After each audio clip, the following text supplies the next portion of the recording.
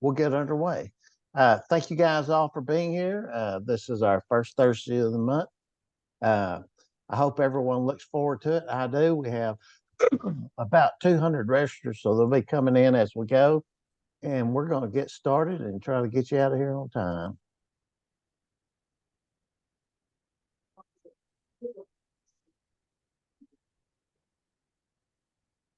Sherry, can you see the screen okay? Yes, sir. Okay, well, welcome to the May 22nd roundtable. Sorry. Got a frog in my throat. That must have been from all that rain Conroe got. But anyway, welcome to the May 2nd, 2024 roundtable. I know that you guys have a lot that you could be doing on a Thursday afternoon. And we really appreciate you being here and taking the time to share your expertise with your fellow CTE stakeholders. Remember that these sessions are being recorded and will be posted to YouTube. So if you do not wish to have your picture displayed to public view, you may participate with your video turned off. Otherwise, your participation serves as consent to your picture being posted. Of course, this is our 4th season of the roundtable, and that seems kind of amazing that we're that far along with these, but it's one of the best things I think we have going in CTAT right now, and I think the camaraderie is there, and you guys are also willing to help people. I think that's the reason why this has been such a successful venture, and we appreciate you guys. I do want to apologize for my haircut. When I went into Sports Clips, I asked for the berry, and what they gave me was the robin. So I may try a different location next time, so don't mess that up. So I apologize for the haircut. May is coming, and as we all know, the May 2nd is happy birthday to The Rock, and also Manfred von Richthofen, who many of you will know as the Red Baron. And the Red Baron was certainly the World War II German ace, and he fought many battles with Snoopies in the Charlie Brown cartoons. We also know that the first week of May, everyone in the world celebrates Star Trek Week. So we appreciate you guys all taking that into consideration. And that's really not true. I'm just saying that to upset you Star Wars fans, because I know that May the 4th is coming and that's your Star Wars Day. And congratulations this week on May the 4th. But we all know that the next generation is better than both of them. So we'll move right along. We like to always extend our appreciation to our roundtable sponsor, ICEB. They're one of our incredible industry partners, and without our industry partners, it would be just impossible to have the programming and the programs that we have across the state. So we appreciate you guys at ICEB, and I know they have a lot of new stuff going on, and I'm looking forward to seeing those guys and visiting with their booth at the summer conference.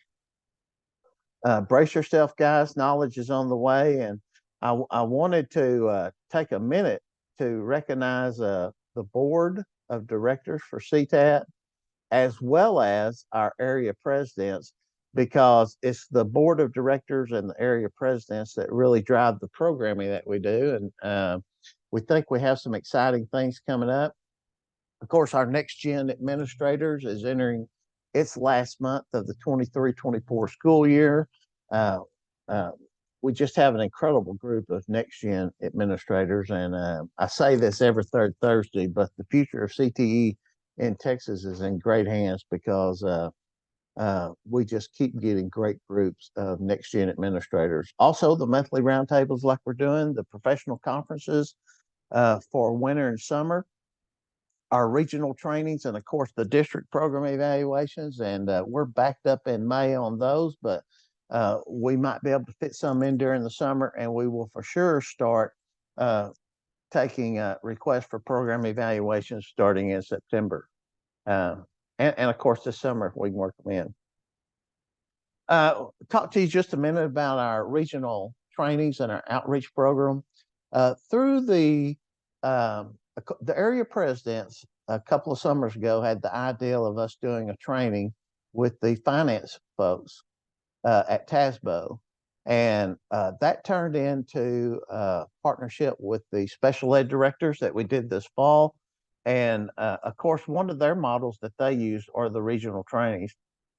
And so we thought we would take and really spin that around where we can maximize that type of training to the CTE world.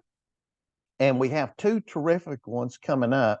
The campus CTE coach, I think if there's one I'm most excited about, it's that one, because I always think to myself, if I'm a teacher and I'm in the hallway and I need some quick advice, am I going to call CTAT? Certainly not. Am I going to call one of the service centers? Probably not if I'm new. Am I going to call the CTE director's office? Probably not. I'm probably going to walk down the hall and ask a teacher that's close to me. And training these campus CTE coaches, I think, will be excellent contributions to every secondary campus in the state. And I think there'll be a resource that'll be incredible for your teachers that are some of even the experienced teachers we learn really need some coaching on CTE, and they'll have a resource that's right there down the hall from them that they can go to. Also, Robin and Lindsay and I met with the CTSO leadership today, and in the November, we're going to have a CTSO summit, and we're really excited about that to make sure that we breathe life into the CTSOs and that people are putting the importance on those at the district that we think they should be. And I'm not talking about you guys or the CTSO teachers. I'm talking about we're going to do this for all stakeholders. New administrators, new teachers, experienced administrators, superintendents, curriculum directors, any stakeholder in education that wants to learn more about the CTSOs and how you can have successful programs at your school. That's what will be that summit's about. And one of the side benefits to these regional trainings is that we build a army of CTE advocates in the state, because hopefully we're reaching folks that do not, in addition to you guys, we also reach folks that don't typically come to a CTE professional development event. And so I think one of the side benefits will be the army of advocates that Career and Technical Education has in Texas.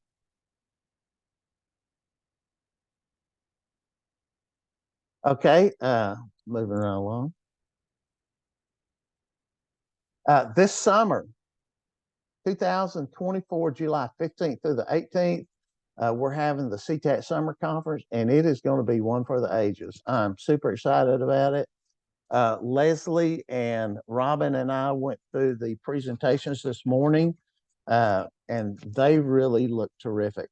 And if you haven't signed up yet, certainly it's not too late. If you haven't notified your teachers, it's not too late. But we do have contracted for what I think are two exciting areas for teacher content this year. And one of those is forensics and law. And so a lot of us have forensics teachers on our campuses that aren't necessarily CTE oriented.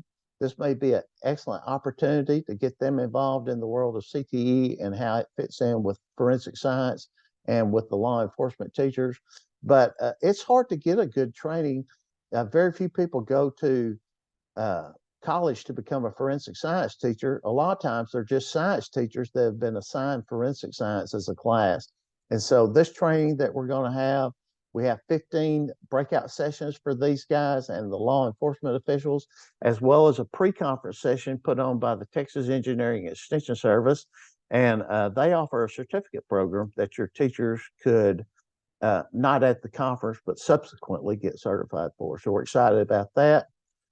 We're excited about the presentations that we have contracted for the business, marketing, and finance career cluster teachers. And for those teachers that teach courses in those programs of study, we have some great lessons. And I think if I can sum up what our ideal conference would be that your teachers can go there and get the 15 best lessons in the state, plus get the update information on the CTSOs, and plus become knowledgeable in CTE as a whole. The more people that know about CTE in your world makes all our world better. Presentations. We have about 10 slots open. After we went through and got the ones that were accepted and we accounted for the vendor and CTSO slots, we have about 10 slots open. If someone would still like to submit a presentation, we're going to take those through tomorrow. So if you'd like to submit a presentation, you can go to CTAT.org, go to the site, and we'll link that in the chat after the catch up. And anyway, so get through there, brag about your district, brag about your teachers, brag about your CTSOs. We want to hear the good things that are going on at your district so that folks can take those back to their homes and implement them. Don't forget that December 4th through the 7th will be ACTE's National Conference, the Vision 2024 in San Antonio. So if you don't typically go to an ACTE conference and you want to go to one that's probably going to be a lot more manageable financially, San Antonio might be the place to go. So go to that website and look for that.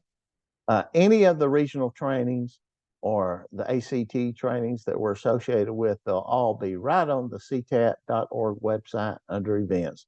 And you can go in there and register for everything. One of the things that we do like to share is the area presidents a couple of years ago come up with the idea for a curriculum resource library, and that is actually building out pretty well. And so if you haven't been on there recently, go in there and look at the new lessons that have been uploaded. There's a lot for law in there. There's a lot for business, marketing, and finance. There's a lot for several different of the programs of study. And then on a area presidents meeting this morning, Miss Massey was talking about how at their area meeting, they were talking about facilities list and equipment list. And so that's another folder that we're going to add where when you folks are adding new programs or building new buildings, you can share the equipment list that you used or access an equipment list that you need. Hopefully we can build that out in the CTE Curriculum Resource Library. As far as breaking news, I think most of you have it. It's going to be Teacher Appreciation Week, May 6th through the 10th. Take the time to write those teachers a note and tell them how much you appreciate them, and try to think of one thing specifically that they do that is specific to just them and send them a note. I think they always appreciate that, probably more than a Snickers bar. Maybe not. A Snickers bar might be easier. There's old Carl Perkins, and the 2024-2025 planning amounts are out, and you can access those on the TEA Entitlements webpage. Also, the CLNA, or the Comprehensive Local Needs Assessment, is available, and the CLNA guidebook and the market information is also available on the TEA website. And so that guidebook, I actually went through that the other day, and it's very helpful. So access that if you need the help as you're filling out your CLNA. Also remember that the JET grant is now available for schools to utilize. And so if you haven't ever filled out a JET grant application, get on there and give it a try. Relative to some other grants, they're actually fairly simple to fill out.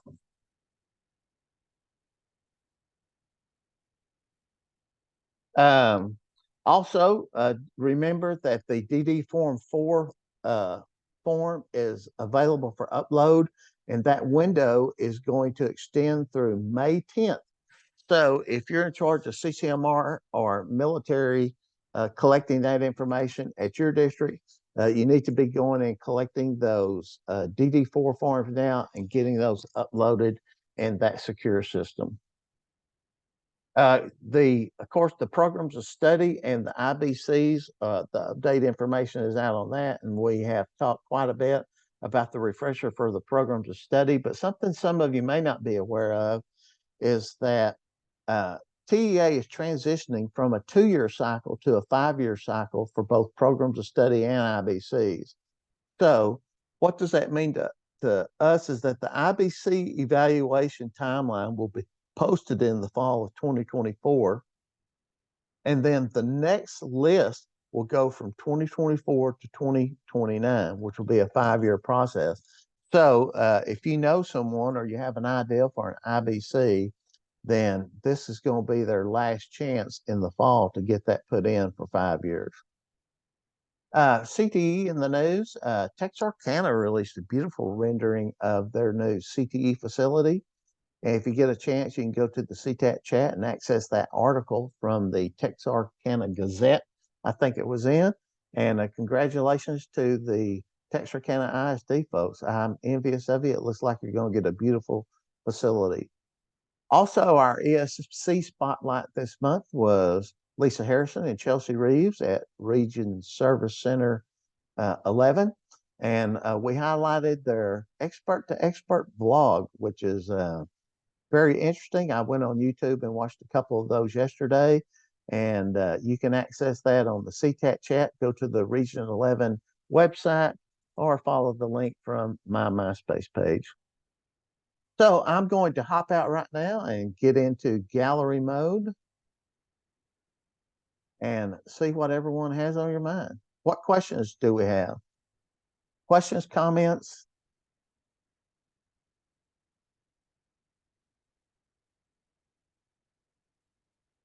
Good things, complaints?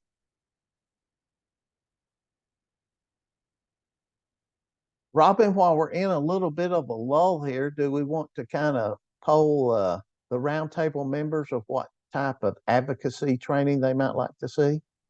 That is a fabulous idea. Yes, we should. Does anyone have an idea for some type of, typically we do some type of legislative training or advocacy training at every conference, but we're kind of falling in a no man's land because the task force will be working on the legislative priorities, but the session hasn't started. And typically, this far in advance, we don't really have a good heads up. We know that vouchers are on the way, and we will have an idea of what the CTAT legislative priorities will be, but it's really not a great time to have a legislative update per se from Marty, unless that's what you guys really want. But do you have any other ideas for some type of legislative or advocacy ideas that you would like to see as a roundtable or general type session at conference?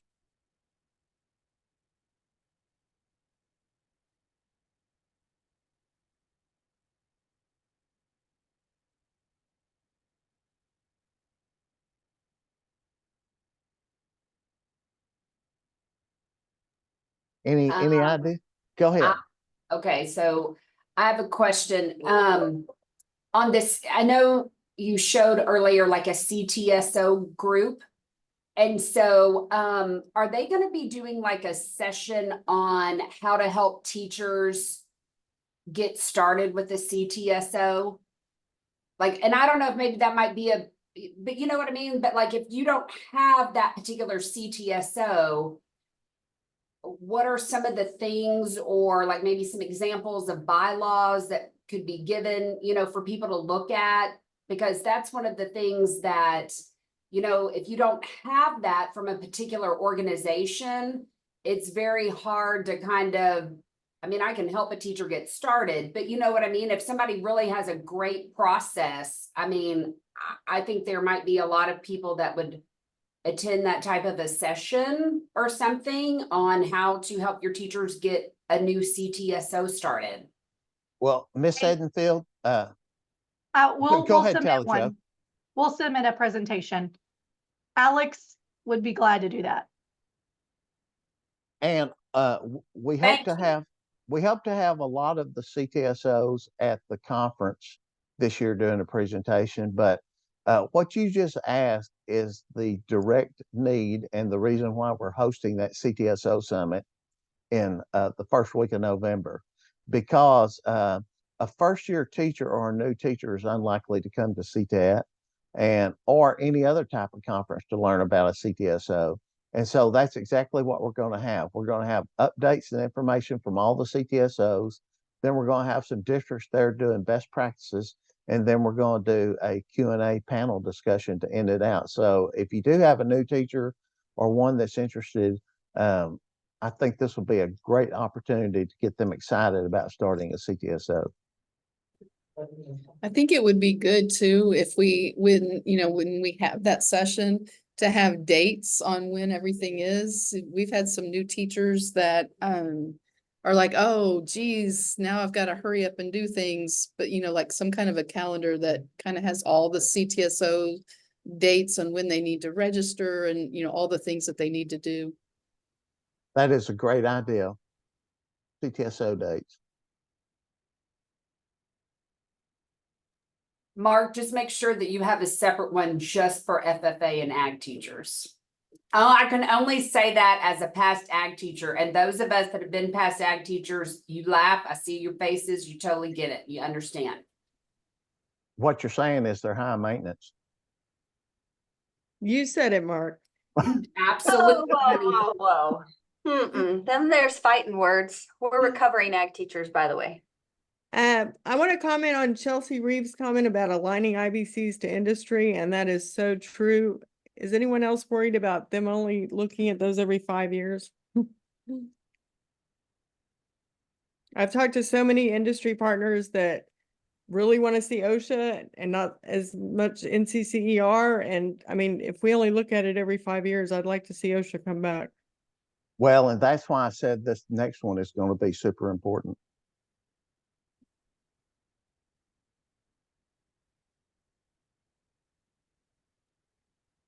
So And I have a question about certifications. I mean, I know the one pagers are not coming back, but with so many of them, I mean, it's just difficult to know, like the community health worker. You think, oh, that aligns with family and community services. This is good. But just to know the prerequisites for teachers to be able to give that, they have to go through this coursework themselves and do 160 hours. And do you think there'll ever be anything that'll say this is required to give this certification? I don't see that coming. Somebody else may have better information, but they had those one pagers and they were terrific. And when you have 255 certifications, it was just too many to keep up with, is what they were saying. And I think that's probably true because every entity makes their own decisions on what is necessary, not only to give the certification, but earn the certification. So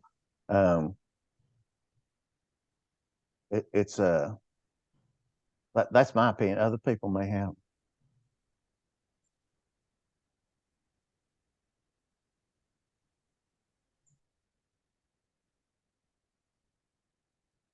Anybody have any thoughts on providing resources for earning the one pagers? Earning the certifications?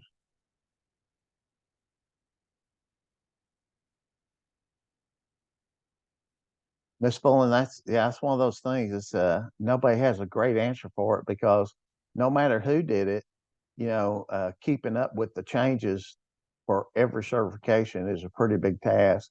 And since those are all private associations, like AWS, no one can control what they say is required to get their certification. So my best advice to you is that it really should be the teacher.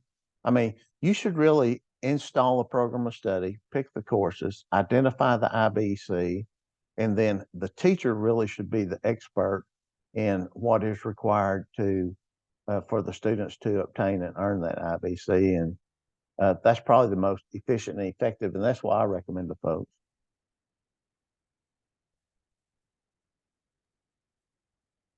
I have a question about a course. I don't have a camera today, but this is Lisa in Garland ISD. So we were looking at some of the new programs to study, and on some of the old ones or the current ones for the 23-24 year, they had project-based research. But we noticed on the new ones that they have a career and technical education project-based capstone. Is that taking the place of the PBR? It's a different PEAM, so I can't tell. It is, and JJ Ayers is on here, who was actually on that committee. So JJ might want to speak to that. When we made the recommendation to TEA, we suggested that it should be a capstone overcompassing all of the programs of study so that we could start matching some of the conglomerated ideas that we're starting to see in a lot of the industries. So in the case you've ever spoken to someone like from Meta, Facebook, Instagram, that sort of thing, they have their own culinary programs, they have their own construction programs. And so we decided that if we were going to start having those types of projects within schools, then we could involve a lot more than just one program of study and have the kids working together to develop everything in one cohesive class. It's also set up so that you could technically offer your CTSOs as a class as well, since so many of our CTSOs are project-based.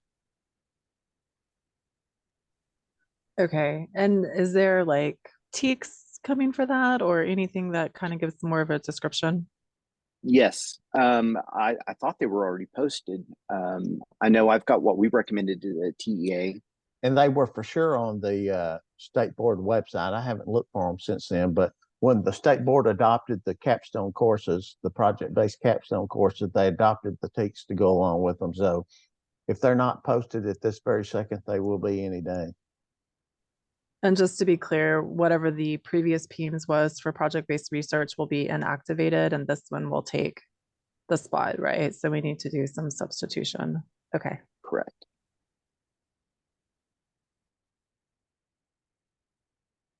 I assume that's correct. Chelsea, if y'all had got, is that okay? Very good. Let's see. Chelsea, are those the TEKS for that new course? Lisa, did you see those in the chat?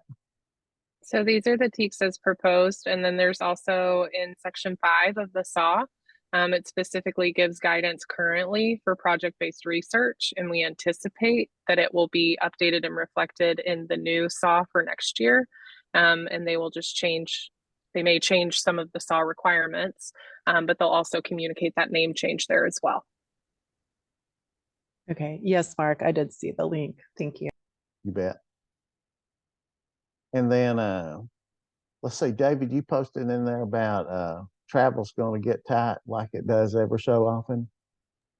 What are you guys hearing out there? Yeah, they're, we're, like everybody across the state, we're talking budget cuts, and one of the things they're cutting is travel. So I was trying to get a feel for how many, even though we don't cost the district any money, but we're gonna have to follow suit because of perception. So I'm just wondering how it's going to affect some of these conferences going forward. I know we're still going to send some this summer, but I think for our budget next year, that's one of the things that's being cut. So I was just trying to get a feel for how many other people are in the same boat. David, we're there as well. And just preliminary, my only thought is, and I've already told teachers that we'll start kind of a rotation. So if you went last summer, you don't get to go next summer, etc. I kind of like you, I don't really know what that's going to look like yet, but it's coming.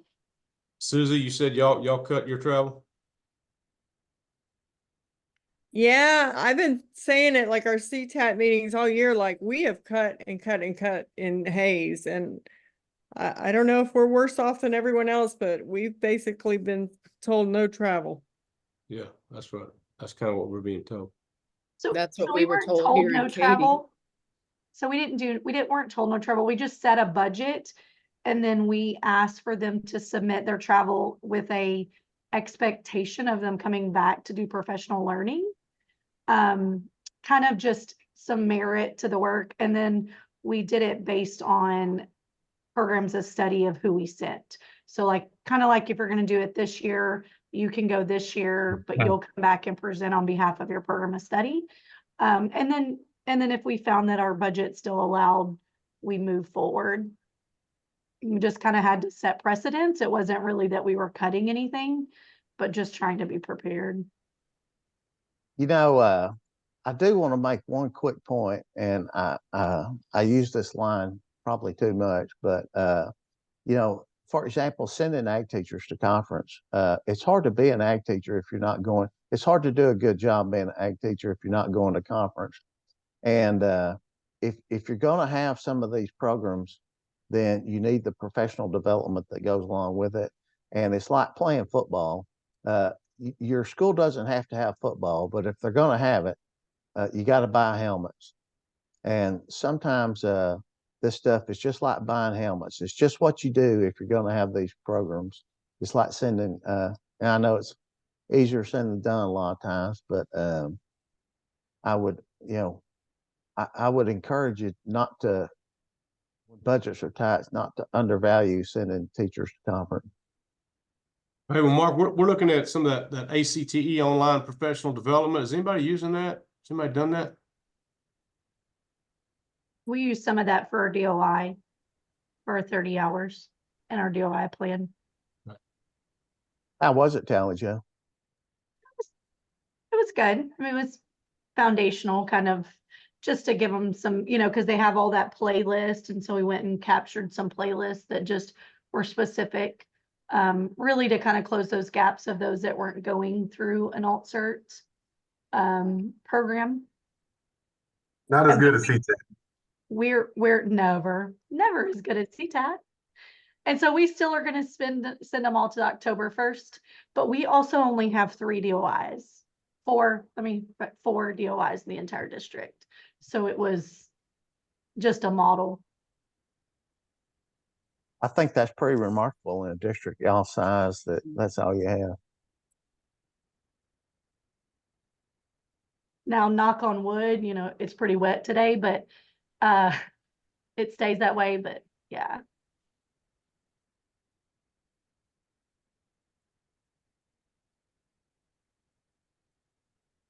What else you guys have? Lots of good chatter today. So I have kind of a perspective, and I may be the only one that has ever emailed entitlements ever. So we got our Perkins allocation amount, and it was drastically affected this year. So this is really not this is kind of just, I had done Perkins for, I don't know, 20 years, and just really never dove down to how entitlements figured it outside of, we just knew it was an algorithm we would never figure out. And so we took I'll just be honest, it's public record. We took almost $100,000 dip between our initial planning amount last year and this year. So it was at least 20%. And so we're also a fast growing district. We're sitting at 70. We grew 2,000 kids in the perspective of their analysis in 1 year, and still lost a large amount. And when we looked at our comparison districts, they weren't of similar loss.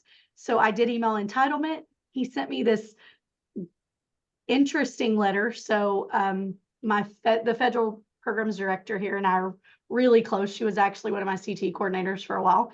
And I like sent her into a whirlwind. And the only reason I say this is we've always probably just taken Perkins as we just get our allotment and we move forward, right? It's just received. We kind of know what it is. And so our poverty rate had dropped drastically in 1 year.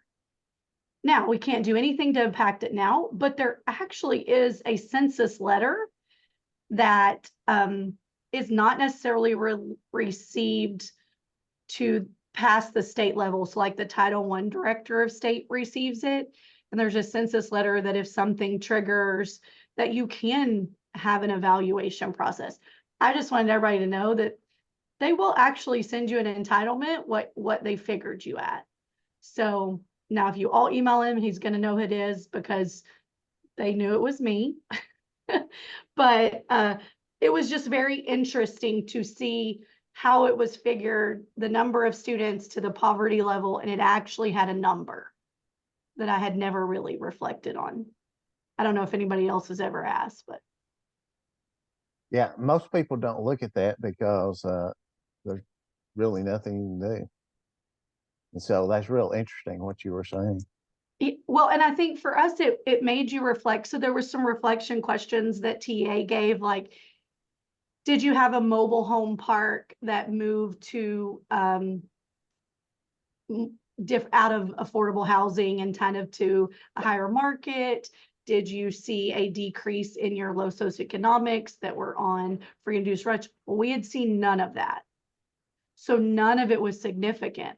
What I truly think in looking at it is that we've had such a large influx that we may be over, like, our poverty just may be a different kind. I don't know. I still haven't figured it all out. We're going to, and we'll see if it impacts other federal funding. You know what I mean? So we're the first allotment this year. So does it affect title? Does it, because it affects ESSA and all of that. So Has Does it, it have has, anything to do with the documents that we fill out when the kids register for free and reduced lunch? So based on the letter, those are indicators that in your district, you can kind of have a measuring tool. But those are not the actual documents. It's a census. It comes from like income statement, your income taxes when they're submitted and things of that nature. It's a different kind of census. It's not the 10-year census. But I did learn a lot from that of what you. That's really good information. It is. I'll try to capture that and share it like from this letter. It's just one I had not seen, and being from the service center era and all of that, entitlement sent it to me. I mean, he answered me, told me my numbers. Now, if you all start emailing, I'm going to be in trouble. But if he gave me my exact numbers, like the exact number he used to figure. So what I asked him for was my 24 and my 25. He gave me the exact numbers to reflect on, gave me this letter to kind of look at it. So I just thought if you all saw probably a slight loss and not much of a gain when I started to do analysis. So. thank you, Tally. Yeah, that's really interesting. Anyone else have anything going on?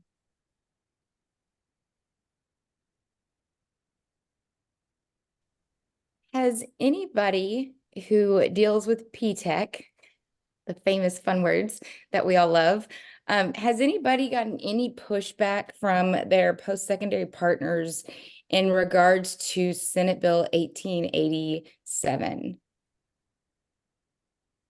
Brooke, can you coach us up on what Senate Bill 1887 is? Okay, so I'm still learning a little bit about it. So from what I'm understanding, when I first initially reviewed it, it appeared to be basically they're taking early college, high school, P-TECH, T-STEM, and they're turning it into a CCRSM model now. And they're not, you'll still continue to have your OBMs, but they're adding another category that says needs improvement. So instead of having the 2 levels of distinguishment, then you'll have a third one that needs improvement. But our post-secondary group is giving us some pushback because one of the programs that we are currently already approved, we're finishing our planning year right now. There's no way to make it a full associate's degree within the 4 years that they're there, which that's fine. That's been part of that's still allowable because again, it's an opportunity to create to finish the associate's degree. But they're basically telling us, the post-secondary group, well, because the kids won't finish an associate's degree, they're not able to continue on planning that associate's degree with us. And so they want to break their partnership on this. And according to what they were saying on the college side, they're proposing for Senate Bill in September for them to basically say you don't have to have the associate's degree. It can be a workforce certificate or through a trade school. But since that's not into legislation yet, and it's still proposed, that the post-secondary degree is wanting to break partnership with us on that. Is a level 1 or level 2 certificate not considered? I know it's not a degree, but it's not. I mean, most community colleges count those as completers in their language. So in the terminology, if you go look at the OBMs for P-TECH, it says workforce certificate or an associate's degree. So they don't break it out. They just say either or. So that it can be your end goal. But I think this one group that we're working with is just not reading the document right. But I just wondered if anybody else was having pushback with their post-secondary partnerships. We're not in Weatherford. We have 6 associate abilities, but we built 2 of them after we already started those programs because they had the level 1 credential. So Weatherford College is not pushing back on any of that for us.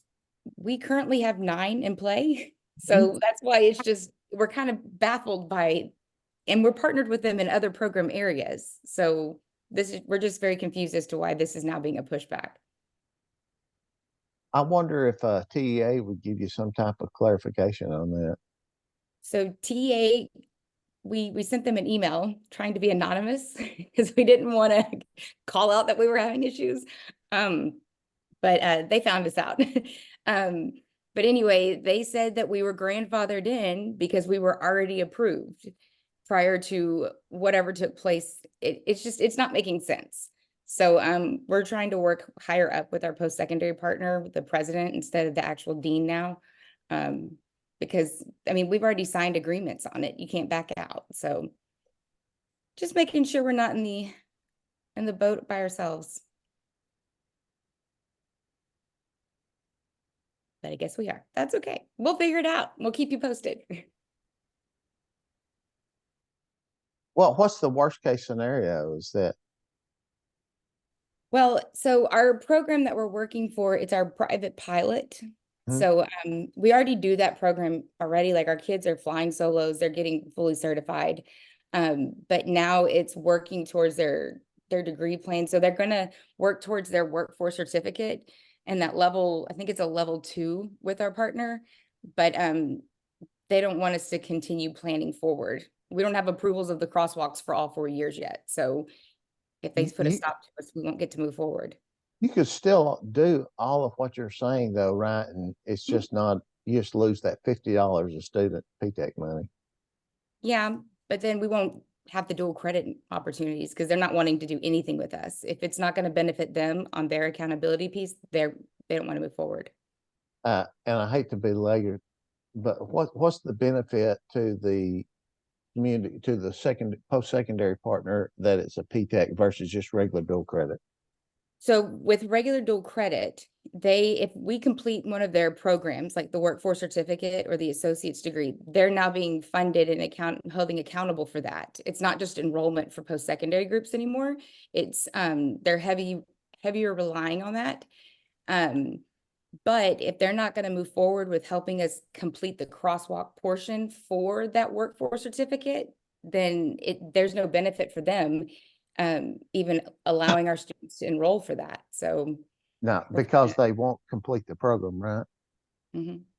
But even and I'm saying this in form of a question, but even if it's not a PTAC, and let's say they're still just getting, say, 12 hours of dual credit or 15 where they get that level 1 certificate, doesn't that basically just function the exact same way outside of the $50, or does it not?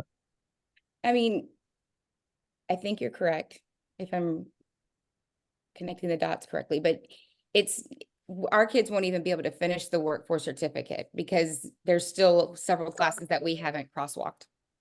Gotcha. It's a bummer because we have a full class of 46 kids that want to do it. So, but they're lost. The law reads that you can work with any post-secondary partner. Oh yeah, we'll start looking elsewhere now. But the problem with it being a private pilot, they have to also approve your flight school. And so if you don't use their flight school, then you have to have, there's like special FAA regulations that they have to come out and approve your site. So it's a bigger deal. So hey, Brooke, I think we work with similars. I think we do. And some days I should just go swimming. Yep. I think you're not hitting the same. I think you're hitting the same brick wall sometimes. Different programs, right? But yeah. Yep. Well, I'm hearing lots of job security in here today. You guys are really have a lot of complex programs going on. Good folks tackling it though.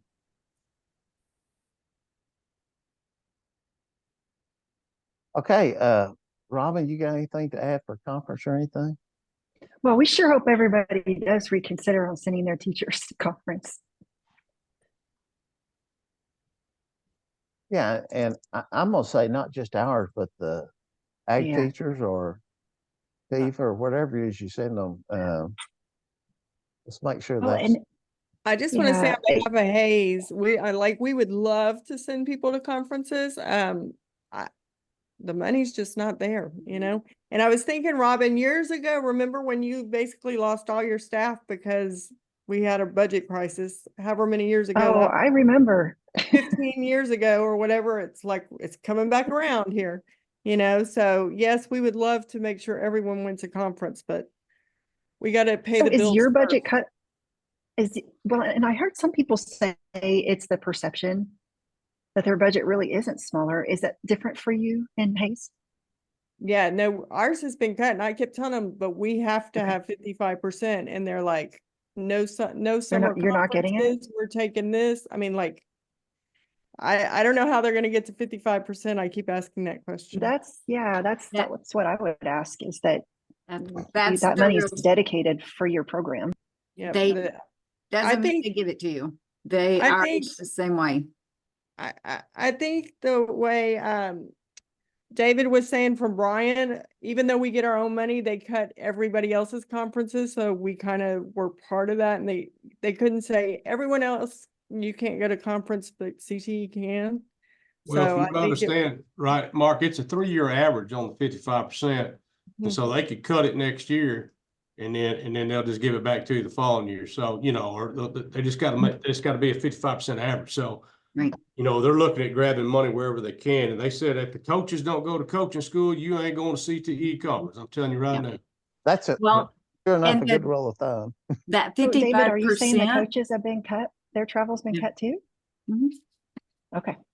Yeah, and that Um, 55% for us is salary, a big, I mean, you know, just a huge Yeah. chunk of it. So anything that, you know, a lot of what they give me is 85%. above that. And my entire PD budget, I was told you have no PD for Yeah. next year. They took every bit of ours. Mm. And but in addition to that 55%, they can actually, there's another, if you don't meet the 3-year average, there's an unallocated budget, and they take about, it's for district, when I was in Baytown and here too, about 17 to 20%. They use a percentage of the PIC 99 funds, and you can charge that. They reallocate that, or they unallocate it and recalculate it. And that takes basically another 20% that they use for PIC 99, which is your principal salaries, your a lot of everything else. So, you know, if you have a budget, you have a CFO who knows all that stuff, it's like, no, I don't have to worry about it because I'll just use the unallocated.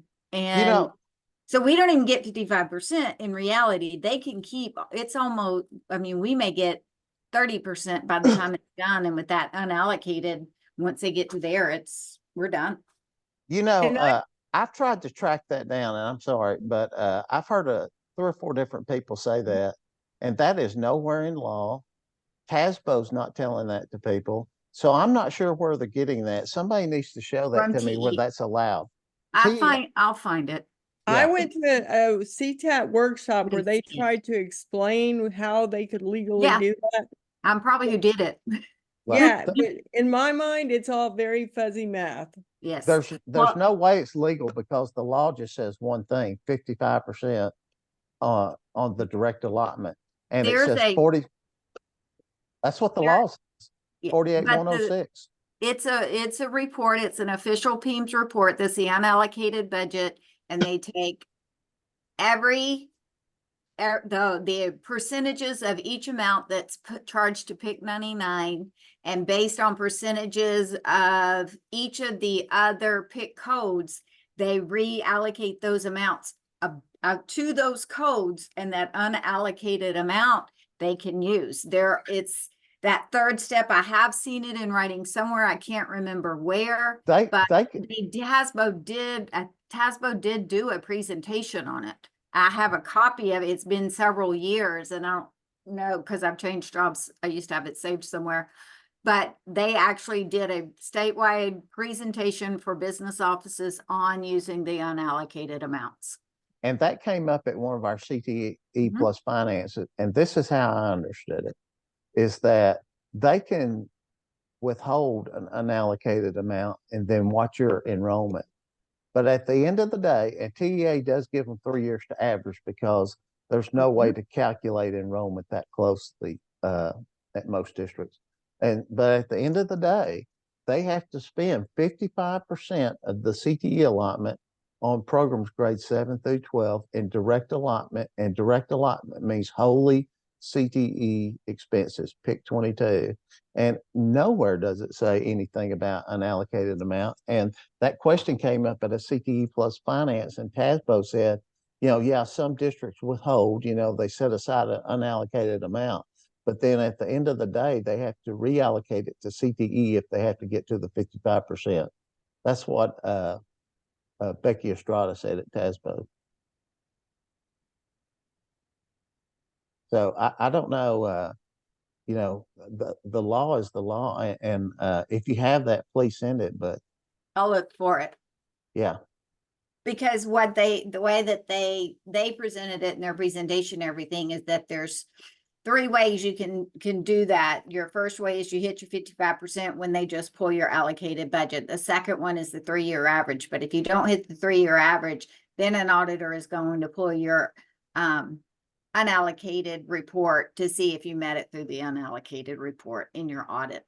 And see, right now, even if with our 3-year average, this year I'm about 450,000 below 55%. And even at a 3-year average, it's 170 below. And they're taking away more this year all of a sudden. And the amount for next year is about another 20 to 30,000 less. You can Google the TASBO compliance tool. Have you done that? The TASBO what? Compliance tool. Compliance like you're being. Okay, yeah, I know what you're talking about. You can download that, and in cell B2, you can put in your district CDN number, and it'll tell you whether or not your district is compliant. And they're basing that on a 3-year average. And so I strongly encourage you to do that, because unless I see something different, I don't know how you get around the law. It's the law. Some things we say the law. Well, how do you interpret 55% must be spent on pick 22? It even says that in your summary of finances, right there, plain as day. And if you look at unallocated, and I'm not arguing, I'm just saying what I've been told is if you look at the unallocated report, it will show you that percent was spent on CT, and it's a much larger number. Like I said, it was usually about 20% more than what our allocated budget was, 17 to 20. And they're saying they spent, but you have indirect allotment that they're also spending on principal salaries, counselor salaries, janitor salaries. So that's the unallocated amount, and that's what that unallocated amount is. You have direct allotment and indirect allotment, and in my mind, that's what the indirect allotment is. Oh, I agree with it 100%, but I just know the interpretation that I've been receiving for years from CFOs is completely different. Well, and I've always questioned, because they're like, well, we get an A rating for our finance department, but then I found out like 96% of the districts get an A rating. So I don't know how accurate that is, but I hear the same thing from our past 2 or 3 CFOs. Well, and I've tried to track that down, and I can't find anybody that knows anything about it. But you guys are not the only ones saying that. I've probably had 3 or 4 phone calls on that, and the people at TASBO aren't telling me that. So if they're telling their finance people that, then I'd like to know who at TASBO is telling them that. I will look back and see it because there was a presentation that our business office went to with TASVO when I was still in Baytown. Well, we need our TEA people. I mean, and I'm not putting them on the spot, but that's who can.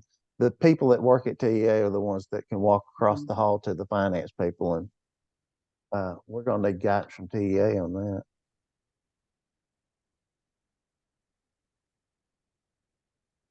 And maybe that can be a legislative task force priority too, is to get that loophole closed. Yeah, it's a big one. When they found it, it really was. Yeah, but they could be. There's all different types of special allotments, and there's different rules for each special allotment. And I wonder if they're taking another special allotment rule and applying it to CTE. I just wonder that. So I don't know that they're doing that. If you look at they have a full PEMS report that does reallocate all of the PIC 99 into each one of your picks. Because they could PIC 99 is where if it doesn't fit one of the other picks, like principals, I think librarians may be there. It depends on the district, of course, what all goes to PIC 22. PIC 99, but yeah. There's a whole PEMS report so that unallocated amount is presented. Why would they have the report if it didn't have a purpose? I don't know. I just don't know.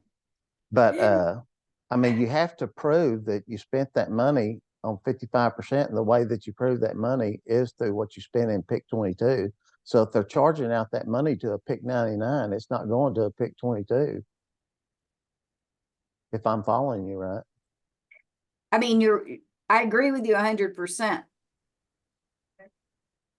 To me, that's what your indirect, that should be all part of your indirect, but they are. Even our special ed departments had the huge cuts. So, they're gonna really get it in on MOEs, but they're cutting everybody. It's for sure something we need to follow up on and get a definite answer. Yeah. Because it also seems to just certain schools in certain areas do it. You know what I'm saying? It's not prevalent in other areas of the state. Depends on how savvy and whatever your CFO is. Savvy is a good word. All right. Any other questions, comments? I have just a quick question does anybody have an allocated CTE counselor? No. I just don't know what the difference between a counselor and a CTE counselor is. And what I did go to the discussion board in CTAT and there's nothing there. So I'm looking for that. Maybe I'll find it at conference. A regular counselor, they've got a big handbook and it's got 5 separate job category types, if you took their job, and it includes a lot more than just advising students on classes. So a CT counselor, Baytown used to have them, and they really just talked to classes about careers. They, arranged a lot more career activities. They worked more specifically only with students about careers or maybe going to college that's connected to